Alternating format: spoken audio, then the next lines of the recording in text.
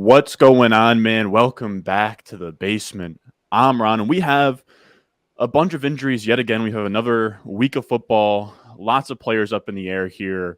So I brought on a friend of the channel now, Tom Christ. How are we doing? I'm doing fabulous. I am always ready for another week of football. It's funny, like Thursday comes around and it's all I'm thinking about is a Thursday night game, and then we get this little 2 days off, and it's like, damn, I just want it to be Sunday already. So I'm definitely ready to go. Yeah, 100%. Just always looking forward to that next, slate, primetime game, whatever. Of course, you can find Tom over at the Fantasy Injury Team. Now, the biggest story right now is Austin Ekeler. He has an ankle injury. Sort of what's going on here? Because he played, he was amazing, and then he popped up on the practice report, and now it seems like it's almost a lock that he's not going to play here. That's what I'm hearing. I saw reports today that he's actually not even going to travel, which if you don't travel for an away game, you can't play. So he's as good as ruled out at this point. They've been fairly vague with the ankle injury, but I've seen numerous reports suggesting a high ankle sprain, which is, as we know, worse than a traditional lateral ankle sprain. And if that's the case, then running backs average missing 2.5-ish weeks in the NFL. So will he play next week? Who knows? But it doesn't look like he's going to play this week. The good news, and I don't know how this is possible, but running backs actually don't show much of a hit on their fantasy impact when they do return from this kind of injury, which is kind of crazy because if we think about, and again, this is assuming that this is a high ankle sprain, which we do not have official reports on, but that's what a lot of people are thinking. What happens is the two ankle bones, or the two shin bones, the tibia and the fibula, typically sit on the foot very snugly, but they get separated from each other in a high ankle sprain. So it makes it a lot harder to be stable on that leg and to push off and generate force. So while our data shows that running backs don't really see any hit from fantasy production from a high ankle sprain, it would make more sense that he would not play at 100% in his first game or two back. So this is one that we'll obviously be talking about again next week, depending on if it's looking like he's playing next week or not. But for this week, doesn't look like he's going to play. Josh Kelly is an awesome start in his place. Yeah, 100%. It seems like it's something that's going to linger. It's weird with Eckler where he's dealt with being banged up. Like it feels like there's once or twice a year recently, but yeah, I mean, he's not playing this week for sure. Moving forward, he's even going to be kind of a tough start in his first game back. Now, I know the Titans are a really good run defense, and I think some people might be spooked about that with Kelly, but they ran the ball 40 times last week. It's a great offense. Like, if you have Josh Kelly, and as long as you don't have two studs up top, Kelly should 100% be in your lineup. Probably a top 20 play at worst for me at running back. Now, staying with the ankles, we have, or actually another veteran as well. We have DeAndre Hopkins in that same game. He actually had a great game, or he had or not a great game. Box score wise, it wasn't great, but he had a bunch of targets. He was used heavily.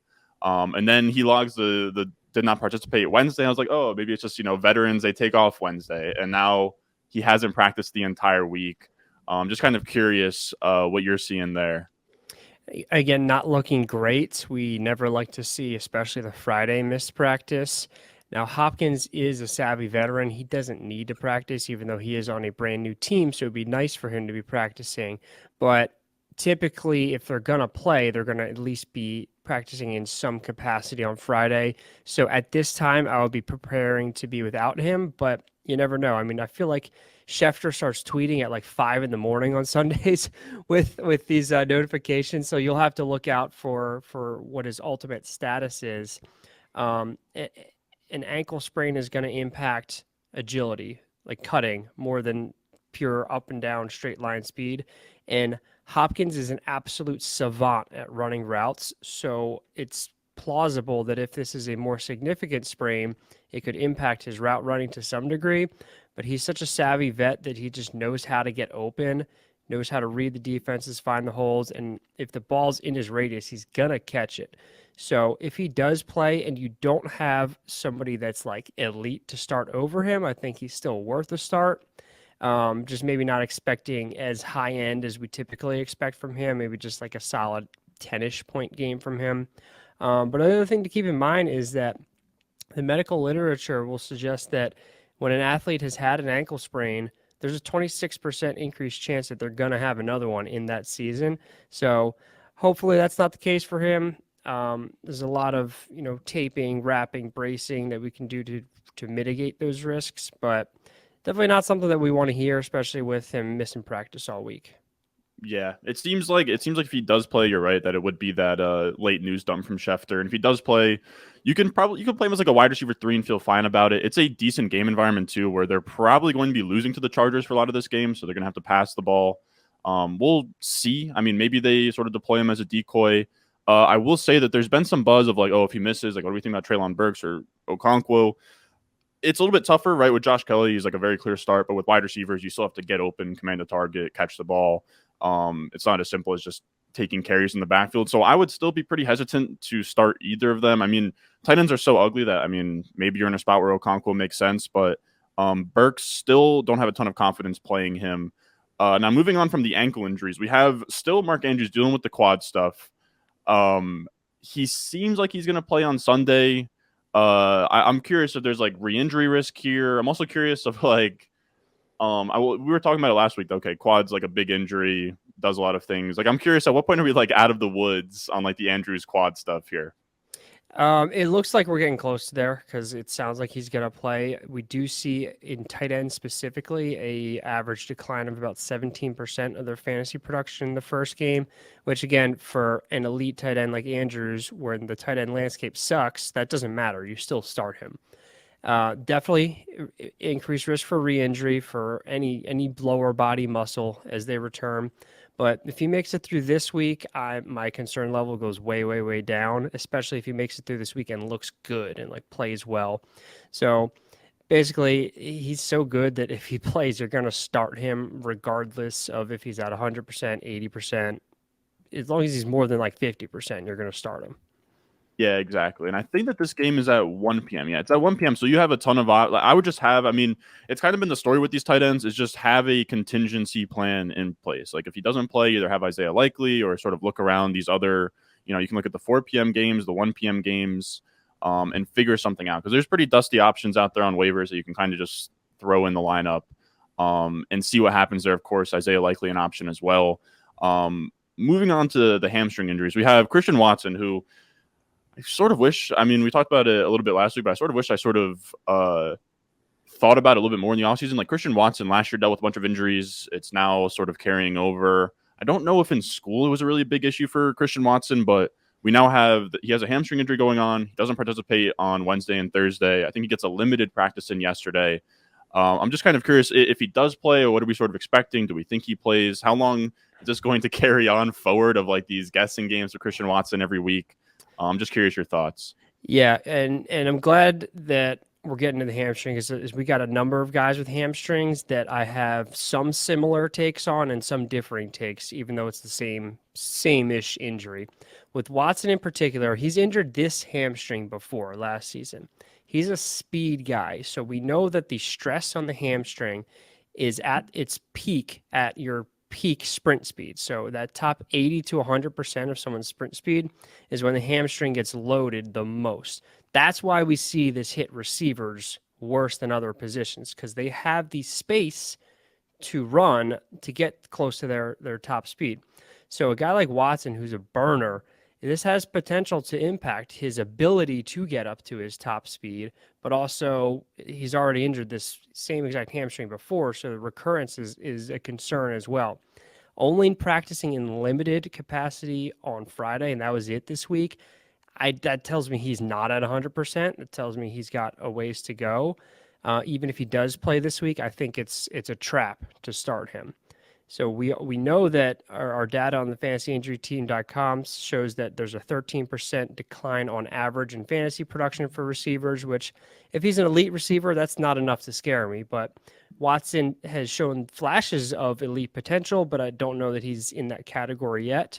So that 13% is a little concerning to me. And we also see a 15% decline in snap rate. So that tells us that these teams know that hamstrings can be a problem and that they are not just going to throw their receiver back out there on all the snaps like they typically would. They're going to try to reel them back typically. So I feel that if he plays this week, starting him has potential to be a trap. I would look other directions if you can. If you have nobody good to replace him with, it's not the worst thing to start him. I just don't think that he's going to be close to 100%. I don't think he's going to be on the field as much as he usually is. Yeah, that's sort of the concern with Watson is I think there's it seems like he might play. The issue is really that if he does play, they rotated receivers a ton. Like you would think Romeo Doubs sort of earns his place after what he did last year, and he was running like less than 50% of the routes. To me, with these, I think it's honestly just sort of happened with LaFleur, but they rotate these wide receivers. I mean, Watson eventually got to a spot last year where he was so good that they couldn't. But yeah, like everybody on like over 30 pass attempts, yeah, the highest guys were Reed and Dobbs at 20 routes. So sort of getting deep into their, I mean, even like Dontavion Wicks had 19 routes. So I don't know. They're hurting for Watson, but I agree that I think it's a trap. I'd probably have him in like the wide receiver 40s. Like if you're really desperate, maybe he rips something off, but not great for this week. Hopefully, that's something else that's like, I'm curious about with the hamstrings is like, I mean, of course, like the re-injury rate has to be high, right? Because like because I imagine it's tough where if like he gets the ball in like an end around and sees like 50 yards of daylight, like he's gonna try and run as fast as he can to get to the end zone, and then that can kind of like how do these things snowball? Like, at what point with these hamstrings do you ever feel like you're like out of the woods here when it comes to that? It's 2 to 3 weeks of full go, no exacerbations. I mean, we saw Keenan Allen last year, first game back, re-injured it. We saw Kadarius Toney multiple times last year, same thing. Julio Jones many times. So the challenge is knowing when someone's ready to go back. I mean, we test strength, we test range of motion, we test balance, power, things like that. But there's no way to truly know is it ready because it's such a big, strong, powerful muscle that it's going to get stressed more in a live game situation than we can in like a lab setting or a clinic setting. And the other challenge is as these injuries pile up, if it's the same injury over and over again, the quality of the tissue as it heals is not as good as it was before. So we always hear like I'm going to heal stronger than I was before. With good rehab overall, you can come back stronger, but the actual fibers that were injured are not going to be as strong as they once were. It's just hard because there's no clear consensus way of saying this guy's 100% not at an increased risk for re-injury anymore. Yeah, it's just it honestly is a guessing game. Honestly, just selfishly looking for clarity, but it is it's something that lingers. Like that's the scary part is it's not like the Travis Kelce bone bruise we talked about. It's not swelling goes down. He should be good to go this week. But on the same team, the Packers, you also have Aaron Jones with a hamstring injury. Everybody's pulling their hamstrings on this team. I think you actually saw the play too, where he like scored a touchdown and like immediately reached for his hamstring. I guess what's the concern level for Jones? It seems like he didn't practice all week. Seems like he's probably not going to play. I'm just curious where your head's at with Jones. Yeah, and again, not practicing all week is never good. That almost always means they're not going to play. We could, and just like I was talking about before, how the load on the hamstring, it takes a long distance to get there. It was a 35-yard touchdown that he injured himself on at the very end of it. So he had the space to get up to top flight speed. That's when the injury happened. Doesn't look like he's going to play this week. Again, we'll wait for Schefter's official reports. And if he does, though, kind of a different slant here than Watson. Running backs actually show no decline in fantasy production after a hamstring, which is amazing, and only a 6% decline in snap rate. And I think that just comes back to they usually run 5 yards, 10 yards at most. So while they're accelerating as fast as they can, they're not getting up to that top speed to where the injured hamstring would aggravate again. So if he plays, I do think that you can play him. We'll have to look out for the little Aaron Jones is going to play, but maybe on a reduced snap count. That would be concerning. But if it's Aaron Jones is going to play, I'm okay with starting. He's so good that even if he does see a little bit less snaps, perform a little bit worse, he's so good that he can still be effective and be worth starting for you. But it doesn't look like he's going to play, so this is probably a conversation that we'll revisit next week. But we'll see what happens there. That's kind of the funny thing with Aaron Jones is because like the average back, it's like 4 yards per carry, but Jones has such a high breakaway run rate that almost once a game he's getting loose for like 15 plus, 20 plus, and that's it's almost to his detriment when he's trying to recover here. But yeah, pretty much it seems like he's not going to play. If he does play, he's Aaron Jones, and even on like a 50-50 split or a 40-60 split, he can still get there as like an RB3. What I'll say is if you kind of have like two close options, like I'd probably imagine I'll put him in the RB20s on if he does play. You can kind of put, if you have anybody that's even close, like if it's between him and Brees or Davante or Jamal Williams or any of these like, fringy RB2s, I'd probably just go the safe route and play him. But AJ Dillon, he didn't look great last week, but if Jones can't go, then AJ Dillon's like a fringe RB1 this week in Atlanta, kind of a neutral matchup. The next guy we have here is Jerry Jeudy, who's been dealing with this hamstring injury since like August or something. Seems like he hasn't really gotten a ton of game reps since then. I'm sort of curious because it seems like there's been a longer ramp here for him, but it still doesn't really sound. I mean, we're getting more positive news now, but it seemed like it was almost like much more grim at the time. Or I remember hearing like a Schefter quote or something saying that maybe this is going to be like an IR situation or get put on the PUP. So I'm curious kind of what you're looking at there. Yes, and I'm reading in between the lines here as well. Originally carted off the field, all kinds of bad reports. We heard the possibly an IR candidate, and then doesn't go on the IR. Last week, Peyton says he was close to playing. Didn't seem like he ever really was. Early this week, there was reports Jeudy's going to play, but on a snap count. Then yesterday, Peyton says there's not going to be a snap count. So reading in between the lines here, we know Sean Payton is very strategic. I think he came back yesterday and said that just to kind of mess with the defensive coordinators on the other team. Be like, oh, we need to prepare for this guy to be out there at full go. I don't think he's going to be full go. I mean, this injury sounded not mild. It sounded like a moderate severity injury. So this is a reasonable time frame for him to be returning, but very unlikely at 100%. I mean, the injury was 3.5 weeks ago. A mild or moderate hamstring injury, 4 weeks is pretty reasonable, but even that, we're kind of on the early end of that.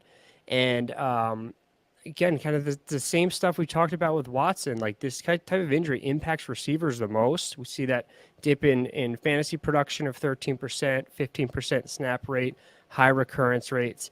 Just like Watson, I think this is a trap this week with Jerry Jeudy. I would not advise starting him unless you don't have a feasible fill-in option. And again, if the rest of your receivers or your flex options are just awful, then sure, go ahead and play him because he certainly could find himself in the end zone. But I don't think he's going to have a huge game. I don't think he's going to be on the field at 100% of 100% of the snaps that he typically would be. I'm avoiding him this week.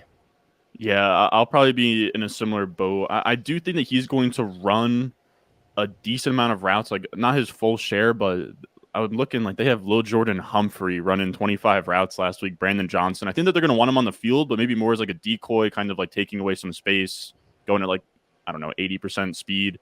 So yeah, I wouldn't really want to play him. I think it gets close once you get to like the Kendrick Bournes and the Tutu Atwells of the world. I think you can honestly probably play over Jeudy this first game back, but I think there are definitely better days ahead. Like it seems like once he's back, in another week, he should be good to go as like the top receiver in this offense. Now another receiver, it's like it's this trio of receivers. It's Watson, it's Jeudy, it's Diontae Johnson with the hamstrings.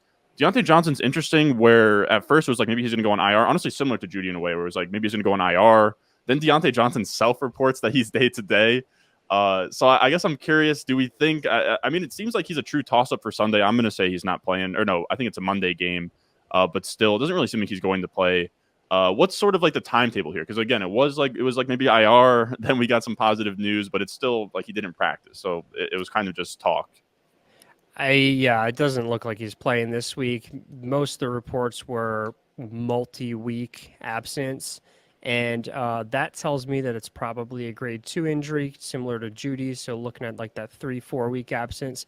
But here's the thing to consider: their bye is week 6, so it's kind of makes sense for them to hold him out until week 7, just to knowing how frequently these can become a lingering problem throughout the season, and he's like one of their key pieces of their offense. I know they want him back, but it's kind of smarter to just wait through that bye and let him come back week 7.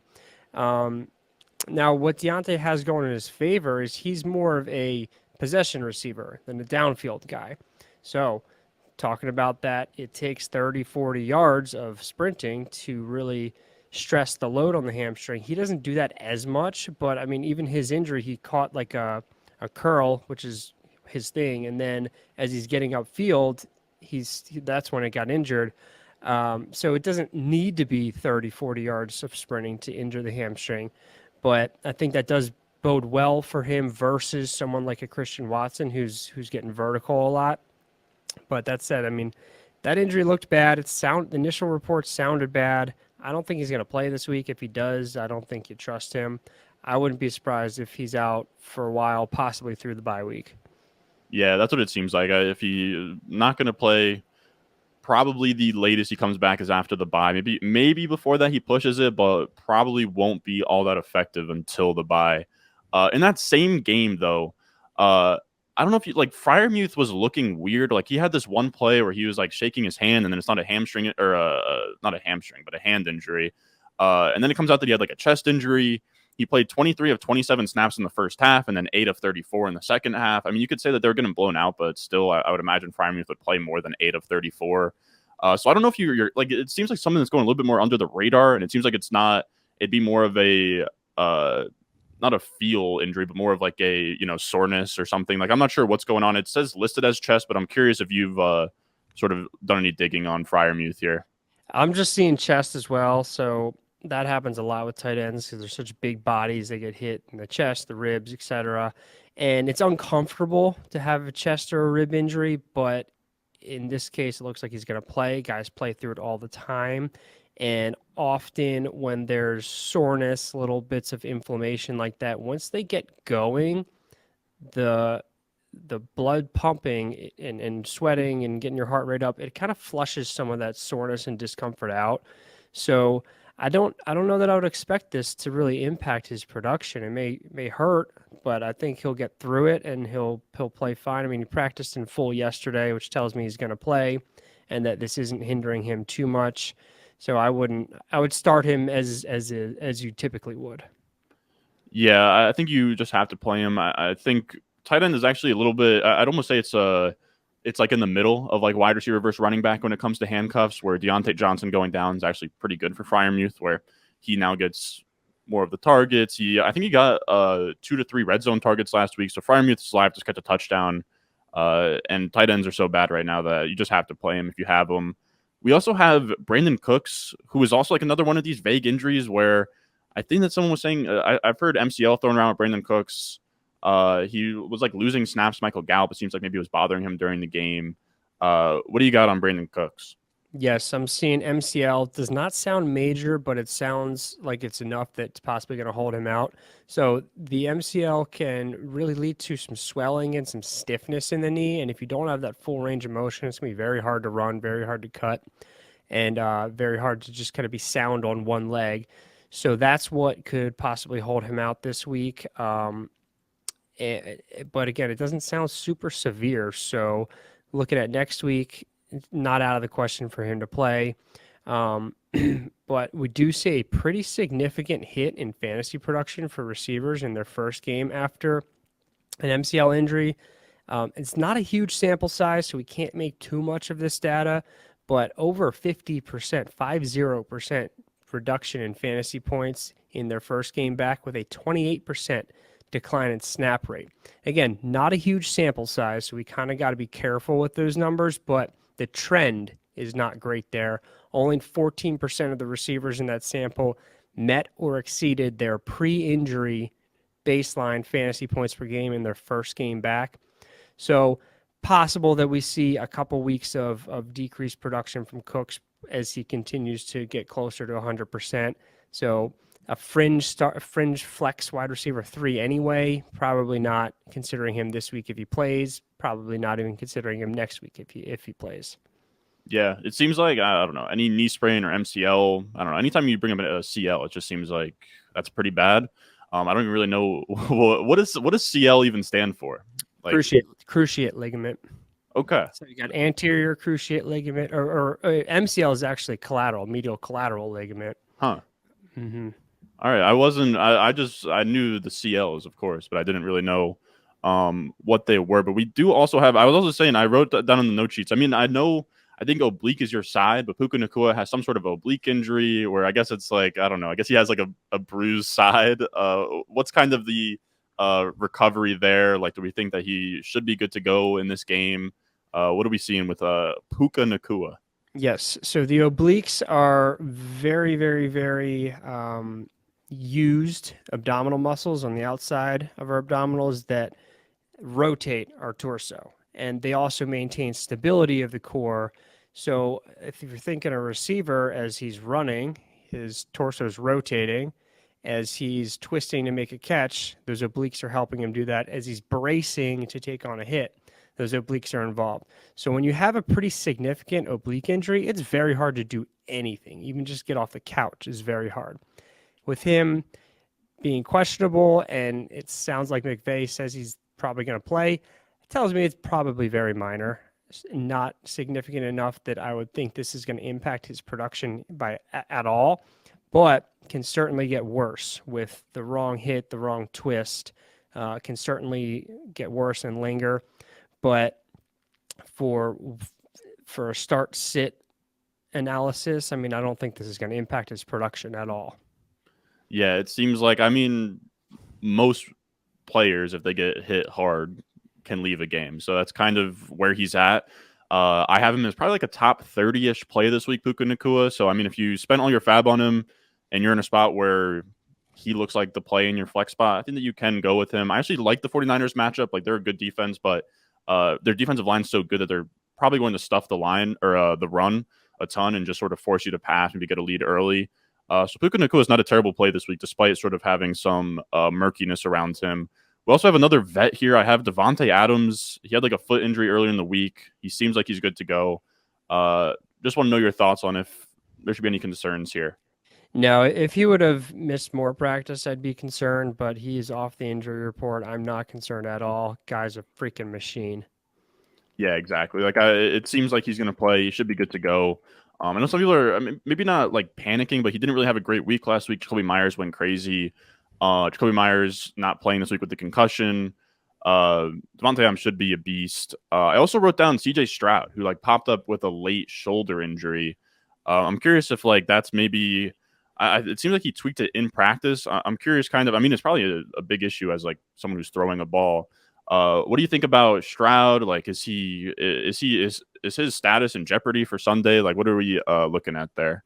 It sounds like it may be. So another one that we're going to need Shefty in the morning to let us know if he's going to play or not.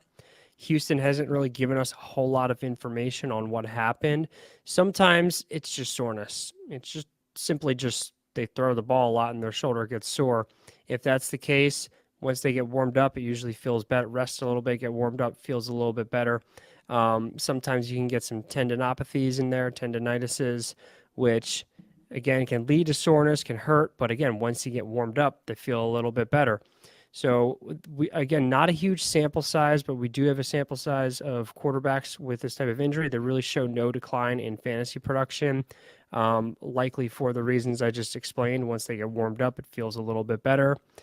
But it is plausible if it's throwing shoulder and it's injured, you may not be as accurate. You may not have as much power on it. So with Stroud being a bottom tier fantasy quarterback at this point anyway, outside of 2 QB leagues, you're not starting him unless you're crazy. That for that reason, this one's less of a concern at this time. But if he does play, yeah, it makes sense that he may not be at 100% if it's his throwing shoulder that's injured. Yeah, I think I'll probably just give a slight decrease to like Damian Pierce and Nico Collins this week. I also did want to, so I have some names I'm going to throw in here. It's like a last grab bag. I don't have them listed. Do we have any thoughts on Kenneth Gainwell? I know Kenneth Gainwell didn't play this week with a rib injury. Gets a long week here. Do we think he's going to be back in the mix as soon as like next week? Certainly could be, but we'll monitor practice reports next week. Another one that I wouldn't really expect it to impact. His is a rib injury as well. I wouldn't really expect it to impact how productive he is. Could it impact snap percentage? Certainly, especially with how good Deandre Swift looked the other night. And uh, I've gotten the sense all along that this Eagles offense is going to use a different running back every week. That's the vibe I got when I went to the Eagles practice about a month ago. All four running backs were working with the first team. It's just going to, I mean, Swift looked amazing. It's just going to be hard to know which of those guys to start on any given week. Yeah, I think it's funny. I think Penny could have his weeks down the I stretch. do too. Um, I got to be honest. Like I was going crazy on Twitter. I started Swift everywhere I had him. So excited about that. But yeah, like cautiously sort of optimistic there. Where I think Swift. I hope that he earned something there. But yeah, 100%. Like he could have a fumble and then all of a sudden lose grip. Like over an entire 17 game season, it's going to be sort of dicey there.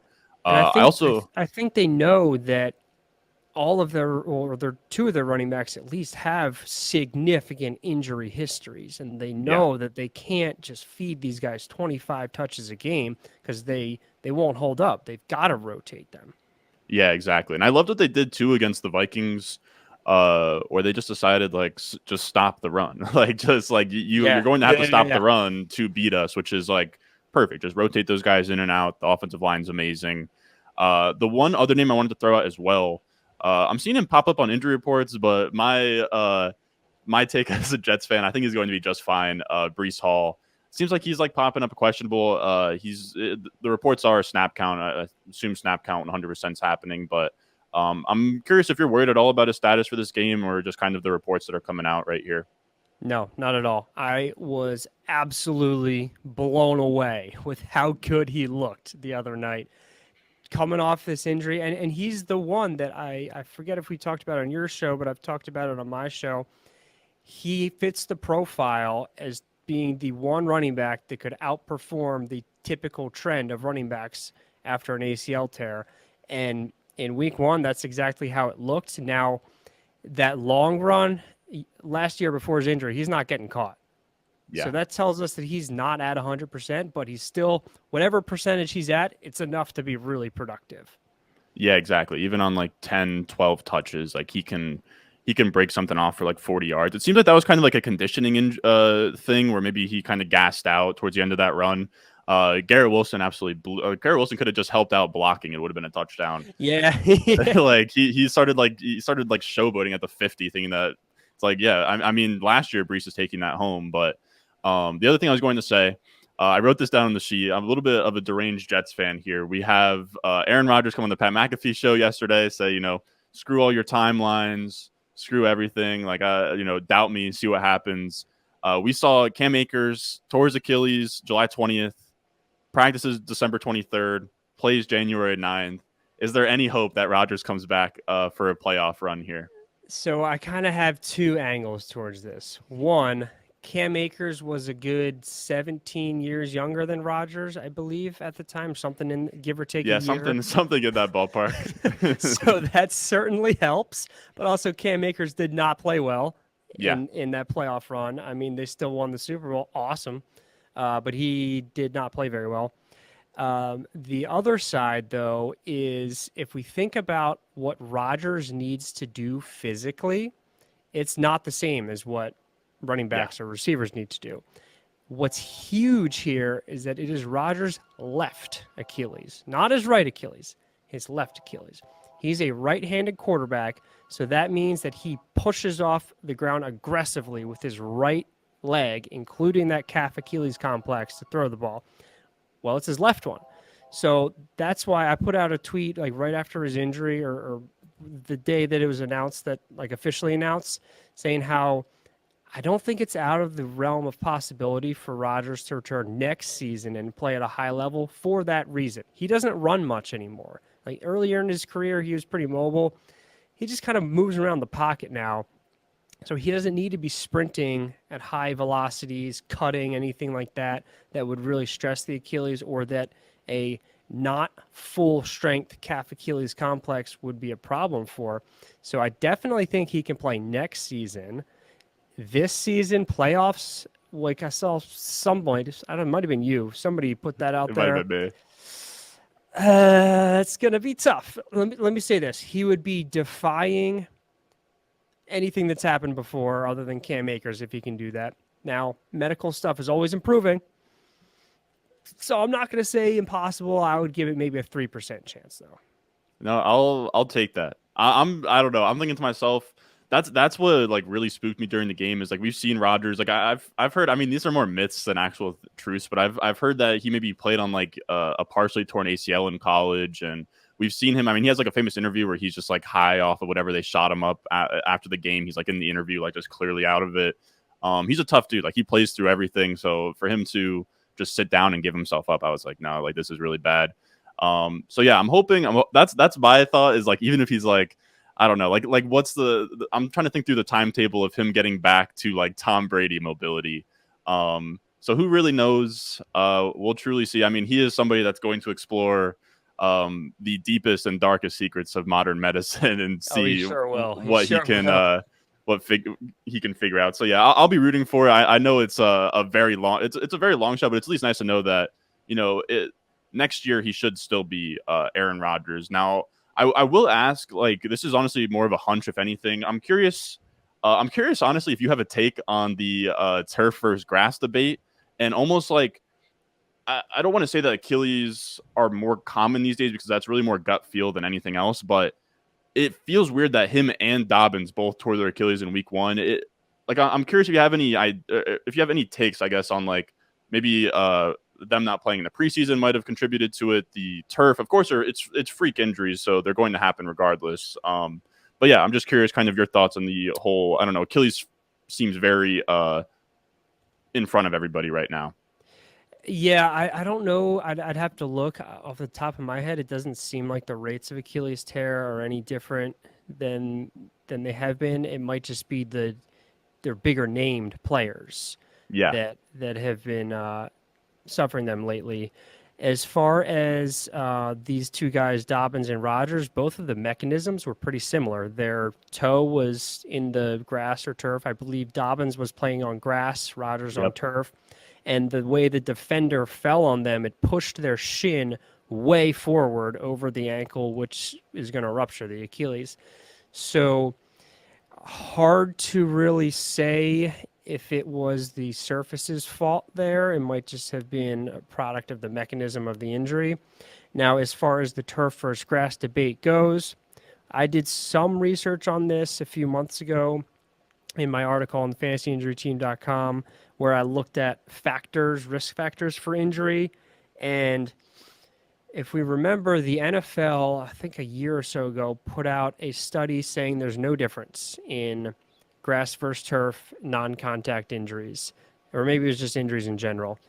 Well, I think in April of either this year or last year, the NFLPA kind of broke that statement down and said, well, you guys literally cherry-picked 1 year of data and just neglected to look at all the other years of data that show that injury rates on turf are higher than grass. So it's going to be an ongoing debate, but I think there's definitely a lot of support for the players who are like, yo, let us play on grass. It's safer. One thing to consider is that what's underneath grass? Mud, dirt that has the capacity to move. Underneath turf is rubber or some synthetic material that does not have the capacity to move. So in that sense, it makes sense that turf could be a little riskier. And there's definitely some data to support it, but there's also some conflicting data. It's going to continue to be a mess of a debate for a while. Yeah, exactly. It's not like, it's not 100% chance that Rodgers doesn't, the same thing can obviously happen on grass. We literally saw it with Dobbins in the same week. It's just across the board. It would be safer, which is like, should be a priority, It's on it, like the heartbreaking one too is like Sterling Shepard. I think he tore his ACL and then tore his Achilles back to back on the MetLife turf. But of course, people can tear things across the board. But I just kind of wanted to see what your thoughts were there. But that is pretty much all the players I had listed. I think that we pretty much covered everybody. Do you have any players that we think we missed here? I believe that's about all I had as well. All right, perfect. Well, I appreciate making you making time here. I know you were literally dealing with patients today, so very cool of you to bring the equipment to the office and make time for this show. So we appreciate you. Everybody that's watching, make sure you check out fantasyinjuryteam.com. You have anything else to promote here, Tom, whether that's something to look out for or where people can find you? Yeah, so my personal Twitter is at Fantasy Injury T. You can see it on the screen here. The Fantasy Injury Team Twitter is injury_fantasy. Make sure you subscribe to our podcast, Fantasy Injury Team, on all platforms, and our YouTube channel, which is also Fantasy Injury Team. Make sure you subscribe to that as well.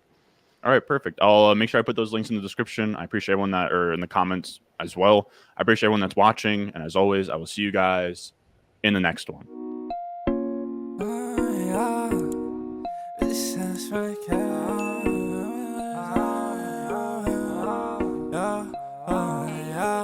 VVS stones, like this froze, ice cold.